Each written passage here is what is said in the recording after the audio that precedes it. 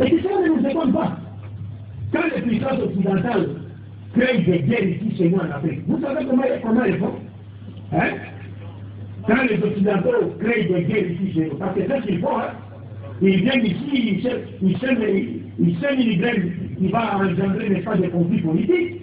Ils vont nous pousser à faire la guerre entre nous, pour que nous puissions détruire notre pays, et par après, ils viennent nous proposer une dette que nous ne saurons jamais rembourser, et comme nous ne rembourserons jamais cette dette, ils nous imposent leur volonté politique, et nous continuons à vivre sous le joug de leur politique sanitaire.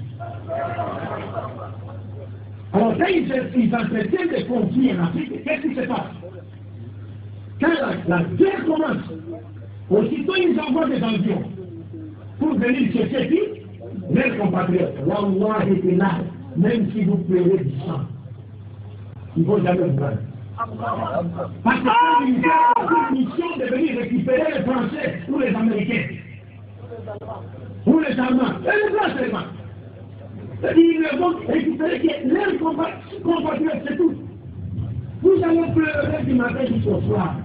C'est pas notre problème. Madame, nous sommes venus seulement pour récupérer nos compatriotes. Attendez, on va vous envoyer le lit. Et si le lit arrive sur le terrain, on lui demande pourquoi il n'intervient pas. C'est comme si nous on était. Oh non, moi je suis là en tant qu'observateur. Les gens sont traités de façon difficile.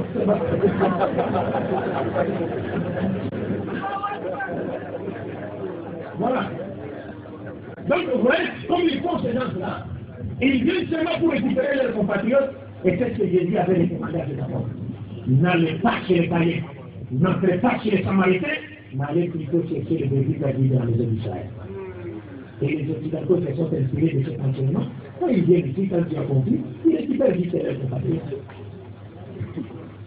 Vous comprenez? Et pour finir avec Jésus-Christ, par rapport à ce deuxième critère, il dit dans Matthieu 19, 27 à 28. Ses apôtres lui posent une question.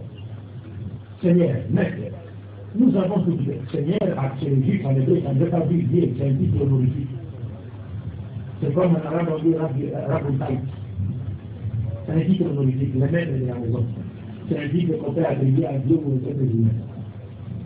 Alors il dit, maître, nous avons tout quitté, ce sont ses apôtres, Al-Hawariyoun, il demande, maître, nous avons tout quitté et nous avons suivi. Quelle sera notre récompense? Jésus te répond, les jours où le Fils de l'homme sera assis sur le trône de sa gloire, vous qui m'avez suivi, parce que chaque prophète sera assis sur son trône. Chaque prophète sera accompagné par les gens de sa communauté. Donc Jésus dit, le jour où le Fils de l'homme sera, il s'appelle Fils de l'homme, Ibn Adam, Ben Adama. Ça veut dire qu'il a hérité les sangs, la chair et l'os qu'avait Adam. C'est-à-dire pour nous montrer qu'il n'est pas Dieu. C'est un être humain. Le jour où le Fils de l'homme sera assis sur le trône de sa gloire, vous qui m'avez suivi, vous serez de même assis sur 12 trônes pour juger les 12 tribus de la maison d'Israël. Remarquez ça. Vous serez de même, il avait 12 disciples en fonction du nombre de 12 tribus de la maison d'Israël. 12 tribus d'Israël. Il dit, le jour où moi je serai assis sur le trône de ma gloire, au dernier jour, le jour du jugement. Vous de même, les 12 apôtres que j'ai choisis, vous serez de même assis sur 12 trônes pour juger les 12 tribus de la maison d'Israël. Pas un seul trône pour les Nigériens et moi encore pour les autres. C'est pour juger les 12 tribus de la maison d'Israël. Il n'y a pas un seul trône pour les Nigériens, pour juger les Nigériens ou les Congolais. Parce que la mission de Jésus n'a rien à voir avec vous. Vous comprenez? Alors, maintenant, lorsqu'on passe du côté de Mohammed, la paix de Dieu soit sur lui, qu'est-ce qu'il dit? D'ailleurs, quand on regarde dans le Coran, Dieu vient nous dire, قل يا أيها الناس إني رسول الله إليكم جميعا. Lui, il est sorti. Parce qu'il fallait qu'on donne le degré de la rabbine. Pour vous, les humains, tous les êtres, je suis le messager de Dieu envers vous tous. Est-ce que Jésus a-t-il fait une telle déclaration? Il n'y a pas un seul verset de la Bible où Jésus dit, oh vous les êtres humains de partout, Je suis le messager de Dieu envers les tous. Ne le pas. Je suis à la fin de ça. Si vous défiez, pasteur, allez dormir même.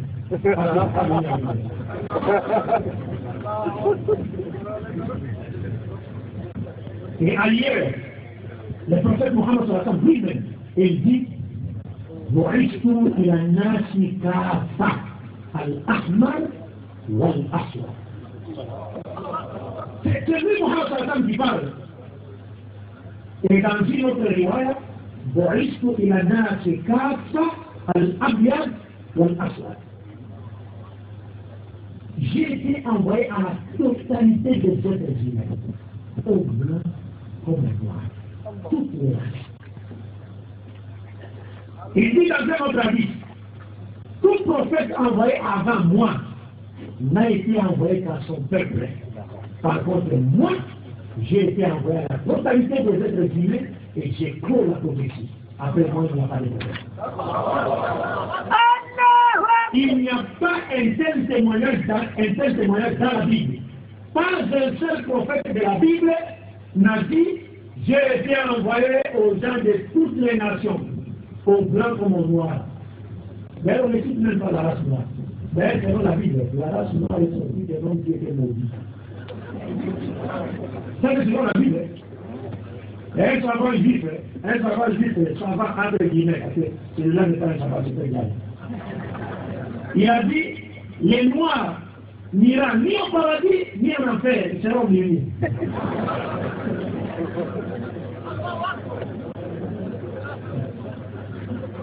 Vous comprenez?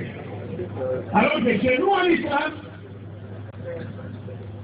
le prophète Mohammed sallallahu alayhi wa sallam nous montre clairement que nous tous, nous provenons des filles d'Adam.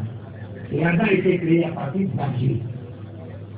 Tous, nous sommes au même pied d'égalité. De sorte qu'un jour, vous savez, je pense que le parent Abou Bakr, qui avait vu à Bilal, qui a appelé Bilal nègre, Aswad, n'est-ce pas?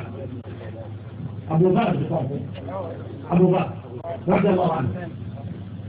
Et quand il a dit ça, le prophète a appris cela. Et le prophète a dit, Abou Bakr, ce que tu as dit, ça montre que tu as encore quelques poussières de Jahiliya dans votre cœur. Abou Bakr a souhaité que la terre s'ouvre pour qu'il soit enterré. Et pour remédier à cette erreur, Abou Bakr a demandé à Bilal de piétiner son visage, de poser son pied sur son visage.